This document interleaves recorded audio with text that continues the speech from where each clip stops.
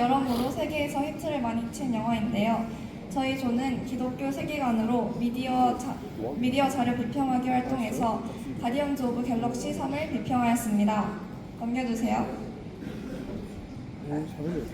발표는 영화 속의 줄거리, 감독이나 작가의 의도, 기독교 세계관에서의 비판적 분석, 그리고 발표자의 질문 제기 순으로 진행하겠습니다.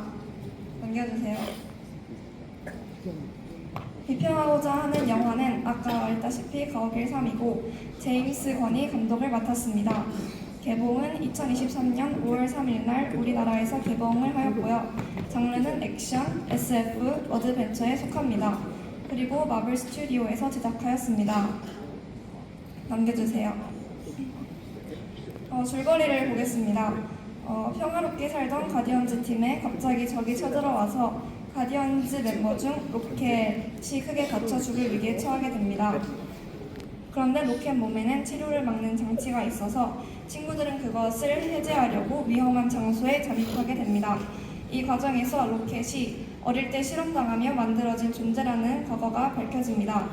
그를 만든 악당 하이 에볼루셔너리는 로켓의 뛰어난 지능을 되찾기 위해 그를 다시 잡으려 하면서 가디언즈와 본격적으로 싸움을 벌입니다. 결국 친구들이 힘을 합쳐 로켓을 살리고 악당 하이 에볼루셔너리와 그의 우주선을 파괴해버림으로써 가디언즈 팀의 승리로 끝이 납니다. 넘겨주세요.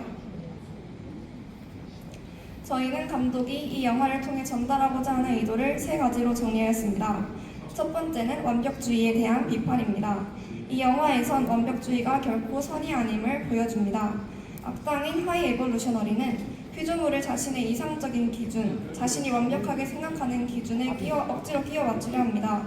반대로 가오길 멤버들은 불완전한 개개인이 서로 모여 조화를 이루며 당면한 어려움을 극복해 나가는데 이는 완벽주의와 대비되는 모습을 보여줍니다. 두 번째는 치유와 수용입니다. 자신 때문에 희생된 친구들과 자신의 알 수 없는 정체성으로 인해 자기 자신을 괴물로 생각한 로켓이 마지막엔 결국 자신의 본모습인 너구리라는 본모습과 이름 로켓을 받아들입니다. 이는 과거에 힘든 일을 겪었거나 실수를 했더라도 그것 때문에 계속 스스로를 나쁜 사람이나 부족한 사람이라고 생각할 필요가 전혀 없으며 오히려 중요한 건 지금의 자신을 받아들이고 앞으로 나아가는 것이 중요하다는 메시지를 전달하고자 합니다. 세 번째는 사랑의 공동체 강조입니다. 각 캐릭터가 각자의 상처를 마주하고 공동체 서로가 이를 보듬어주고 이해해주면서 함께 성장하는 공동체의 모습을 볼 수 있습니다. 넘겨주세요. 이 영화가 보여주는 약자에 대한 사랑과 우정은 성경적 가치와 매우 닮아 있으며 주인공인 로켓의 과거사를 통해 관객들에게 깊은 정서적 울림을 선사합니다. 그러나 이 영화의 세계관에서 사랑과 우정, 정의의 뿌리가 되는 창조자의 모습은 찾아볼 수 없습니다. 첫 번째는 창조자 개념의 왜곡입니다. 영화에서 등장하는 하이 에볼루셔너리는 새로운 세상을 창조할 정도의 힘을 가지고 있지만 불안한 자아와 폭력성을 가진 과학자로서 그의 창조물들에게는 신과 같은 존재입니다. 아까 영상에 나왔던 것처럼 하이 에볼루셔너리는 신은 없다. 그렇기 때문에 내가 나선 것이다 라고 말합니다. 그는 세상이 불완전하기 때문에 자신이 완전하게 만들고 있다고 말하지만 자신조차도 완전하지 못한 존재입니다. 생명체를 목적이 아닌 진화의 도구로 소모하는 이 악당의 모습은 관객의 무의식 속에 절대 권력과 창조주라는 존재 자체에 대한 잠재적 불신을 심어줄 수 있습니다. 그렇기 때문에 우리는 영화에서 말하는 가짜신과 성경에서 말하는 하나님을 제대로 이해하고 분별할 줄 아는 시각을 키워야 합니다. 넘겨주세요. 대체로 마블 영화는 진화론적 틀과 신화론적 프레임 안에서 만들어졌기 때문에 고대 신화의 배경을 알고 이 영화에 나온 가짜 신을 이해해야 합니다. 그래서 저희는 성경의 창조주 하나님과 고대 신화의 신들의 모습을 비교해 보았습니다. 고대 신화에서 신들은 인간을 자신들의 노동을 대체할 도구로 창조하였습니다. 이렇게 만들어진 인간은 무가치한 노예이며 언제든지 신들이 파괴할 수 있는 소모품이었습니다. 하지만 성경의 하나님은 그 어떤 결핍이나 노동의 필요 때문에 인간을 만든 것이 아닌 그분의 자발적 사랑과 기쁨으로 창조하였습니다. 창조 후 보시기에 좋았더라는 하나님의 말씀은 피조물을 수단이 아닌 목적 그 자체로 사랑하신다는 인격적 태도를 보여주십니다.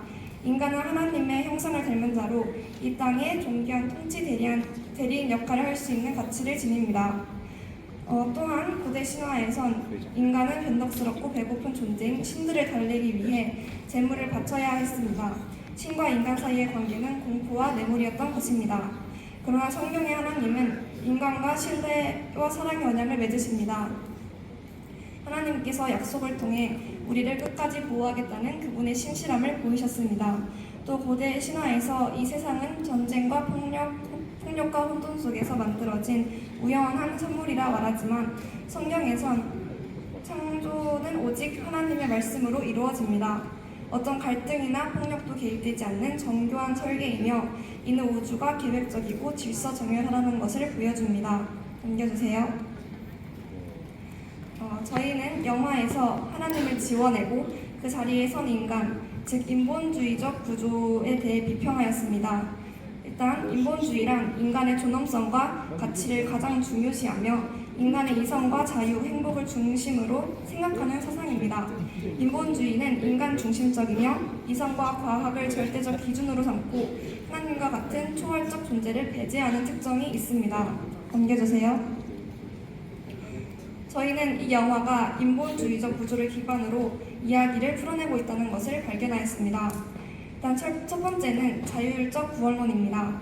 영화의 결말에서 가디언즈 팀이 우주를 구하는 것은 어떤 신의 계시나 초자연적인 권능이 아닙니다.